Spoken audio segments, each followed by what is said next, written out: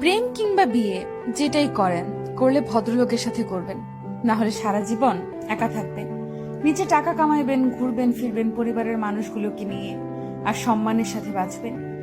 যে মানুষ কথায় কথায় তার মতের অমিল হলে অসম্মানজনক কথা বলা শুরু করে, গালি দেয়, ওইটাই তার আসল চরিত্র। এমন মানুষগুলো খুবই ভয়ানক। যাদের মধ্যে নম্রতা ভদ্রতা আছে, সে গালাগালি করে না বা অসম্মানজনক কথাবার্তা বলেন। এমন মানুষগুলোকে ছাড় দিয়ে যত চলবেন, ভালোবাসা দেখাতে যাবেন, নিজের লস। এরা আপনাকে মানসিক রোগী বানানো ছাড়া কিছুই দিতে পারবে না।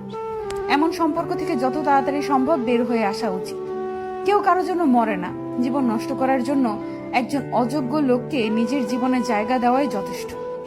বারবার নিজের অসম্মান হজম করে নিজেকে না মেরে একেবারে এমন অসুস্থ সম্পর্ক শেষ করে নিজেকে মুক্তি দিয়ে দেখেন, আপনার জীবনে উন্নতি হবেই। একজন সাপোর্টিভ সঙ্গী পাওয়া ভাগ্যের ব্যাপার। যে মানুষের মাঝে ভদ্রতা আছে, তারা তাদের দায়িত্ববোধ সম্পর্কে জানে। তারা অন্যের জীবন নিজের নিয়ন্ত্রণে আনার জন্য মরিয়া হয় না।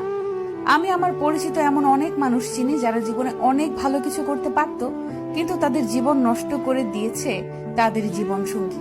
আবার এমন অনেক মানুষ দেখেছি যারা জেনে শুনে ভুল মানুষের প্রতি ইমোশনাল হয়ে নিজের ক্ষতি ডেকে আনছে। ভালোবাসলে আগে নিজেকে ভালোবাসা উচিত, এরপর অন্য কেউ।